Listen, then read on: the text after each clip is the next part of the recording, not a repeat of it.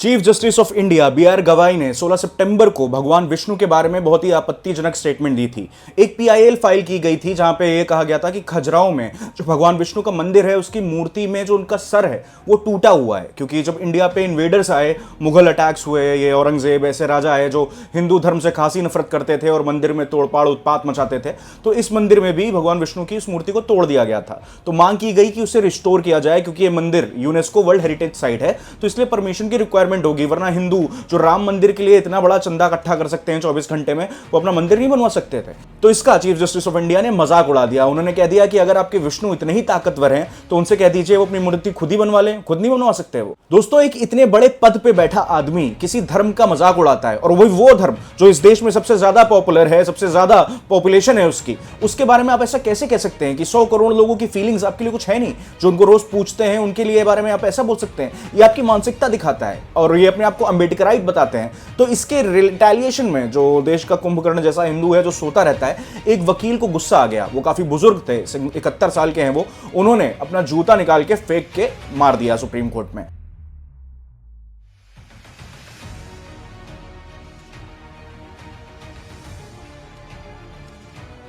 अब ये मोरली कितना सही है कितना नहीं, ये बाद में बात करेंगे, पर एक सबसे बड़ा सवाल आ गया है, कंटेम्प्ट ऑफ कोर्ट जो कहते हैं। बी.आर. गवाई ने जब इसके बाद ये स्टेटमेंट दे दी तो सोशल मीडिया पे काफी गुस्सा आया।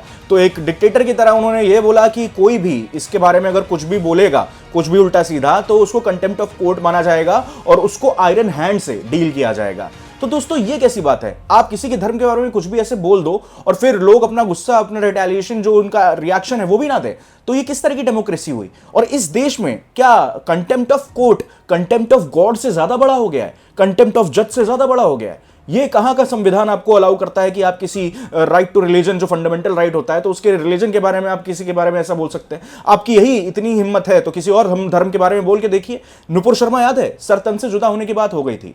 अब ऐसे एक पत्रकार हैं जिनका नाम है अजीत भारती, बहुत पॉपुलर है, राइट विंग कंटेंट बनाते हैं, बीजेपी को भी क्रिटिसाइज करते हैं। उनको इसलिए नोएडा पुलिस आके जेल से उठा ली गई क्योंकि उन्होंने सीजीआई बी.आर. गवाई के ऊपर एक वीडियो बनाई थी जिसपे उन्होंने गुस्सा दिखाया था अपना, पर वो एक सरकास्टिक टोन में बोल रहे थे। ऐसा कुछ भी नहीं लगेगा कि वो कुछ गलत बोल रहे हैं। जज ने कहा, जा कह दे अपने विष्णु से कि अपनी खोपड़ी स्वयं लगवा ले। बाप 30 वर्ष विधायक, 7 वर्ष सांसद, 5 वर्ष गवर्नर रह चुका हो और प्रपंची बेटा भाई भतीजा जीजा साला कॉलेजियम जज चुनो योजना से सीजेआई बनने को झुग्गी झोपड़ी से निकला संघर्ष बता रहा। बाप कट्टर अम्बेडकरवादी था तो बेटा अपनी हिंदू घृणा कैसे नहीं दिखाएगा? उसने भी तो 22 प्रतिज्ञाएं ली होंगी तो उसे यह कहना पड़ा। सीजेआई गवाई एक घटिया व्यक्ति है और ऐसे व्यक्ति को ऐसे पद पर बने रहने का कोई अधिकार नहीं। सुप्रीम कोर्ट की सर्वोच्च कुर्सी कोई कमोड नहीं कि जब मन करे आप हक दें। जो वहां इतनी नीचता भरी बातें कर सकता है वो बंद कमरों में हिंदुओं को लेकर पता नहीं क्या क्या कहता हो। पिटिशनर ने कहा कि खजुराहो में मुगलों द्वारा तोड़े गए भगवान विष्णु की खंडित मूर्ति पुनर्स्थापित की जाए और हिंदुओं के उपासना के अधिकार को सुरक्षा मिले। गवाई चाहते तो केवल डिसमिस्ड कहकर याचिका निरस्त कर देते, पर उसने निरस्त करने से पहले कहा,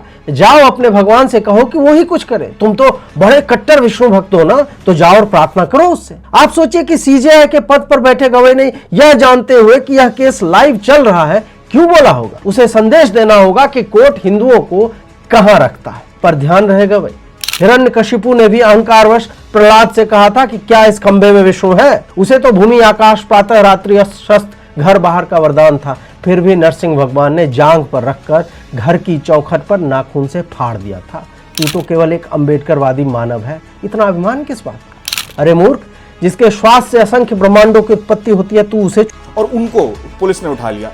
तो ये पहली बार नहीं वैसे अजीत भारती को जेल में ले जाया गया है। इसके पहले कर्नाटक पुलिस भी आई थी जब उन्होंने कर्नाटक गवर्नमेंट के बारे में उल्टा सीधा बोल दिया था, कुछ जो उल्टा सीधा नहीं था। खैर, अगर किसी गवर्नमेंट के बारे में बुरा बोलो तो वो उसके ऊपर रिफ्लेक्ट होता है, गवर्नमेंट को इंप्रूव करना चाहिए, सिटीजन का राइट होता है। पर यहाँ पे इसका उल्टा हुआ, कर्नाटक से पुलिस भेज दी जाती है कि उनको लेके आओ। वो तो अलग बात है, वो बच गए थे। दोस्तों, जिस वकील ने ये जूता चलाया है, बहुत ही बोल्ड स्टेप लिया है। वो निडर थे, उनको पता था वो क्या कर रहे हैं। उन्होंने साफ साफ अपने इंटरव्यू में इसके बाद ये भी बोला कि वो कोई माफी नहीं मांगेंगे। उन्होंने जो किया है वो भगवान ने उनसे खुद करवाया है और वो 71 साल के हो गए हैं और अब वो और नहीं झेल सकते कि बार बार कैसे हिंदुओं के ऊपर कुछ ना कुछ आपत्तिजनक स्टेटमेंट दी जाती है और हम लोग कुछ नहीं कर पाते, हम नियत्थे बैठे रहते हैं। और ये बहुत बड़ी शर्म की बात है कि जिस देश में सबसे ज्यादा आबादी हिंदुओं की है, वहां पे कोई भी हिंदू धर्म के बारे में कोई भी उल्टा सीधा कुछ बोल सकता है और इसको हम बोलते हैं कि ये स्मैशिंग द पैट्रियार्की है या फिर हम रेवोल्यूशन ला रहे हैं, पुरानी बैरियर्स तोड़ रहे हैं। यही तो फ्रीडम ऑफ एक्सप्रेशन है। डॉक्टर राकेश किशोर जी हैं जो सुप्रीम कोर्ट में एडवोकेट हैं, PIL दाखिल करी थी। आपसे जानना चाहेंगे कि आखिर वो पूरा प्रकरण क्या था, क्यों आप ऐसे ट्रिगर हुए कि आपको मुख्य न्यायाधीश CJI के ऊपर जूता उछालने की नौबत आई। 16 सितंबर को जब चीफ जस्टिस गवई की अदालत में एक PIL लगी तो वो मेरी दायर की हुई नहीं थी, किसी और ने दायर की थी, मुझे उसका नाम भी नहीं पता। उन्होंने PIL दायर की थी कि भाई खजुराहो MP में, मैं भी वहाँ 3-4 दफ़े उस जगह जा चुका हूँ, वहाँ पर एक मूर्ति है 7 फुट की विष्णु भगवान की, जिसको आक्रमणकारियों ने, आक्रांताओं ने, जिन्होंने हिंदुस्तान पर कई बार आक्रमण किया, आप सब जानते हैं कौन थे वो, उन्होंने ज़्यादातर मंदिरों की मूर्तियाँ, ये खजुराहो ही नहीं पूरे हिंदुस्तान की बहुत सी मूर्तियाँ आप देखेंगे तो मंदिरों को उन्होंने खंडित किया, अपवित्र किया। तो उसी से संबंधित एक PIL किसी विष्णु भगवान के भक्त ने लगाई थी कि CJI को कि आप ऑर्डर करके इसे रीस्टोर करा दें, सर लगवा दें, क्योंकि इतने समय से लोग देखते हैं और वाकई सब उस जगह से एक बहुत ही बुरा इम्प्रेशन लेके आते हैं और रोते हुए आते हैं। मैं तो रोता ही हुआ आता था। तो CJI ने क्या किया कि उस याचिकाकर्ता का वास्तव में मजाक उड़ाया, मेरे सनातन धर्म का मजाक उड़ाया, ये कह के कि तुम मूर्ति से कहो कि वही अपना इंतज़ाम कर ले कुछ, तुम इतने बड़े भक्त हो विष्णु के, तो तुम वहाँ जाके मेडिटेट करो, प्रेयर करो, वही अपना इंतज़ाम खुद कर लें।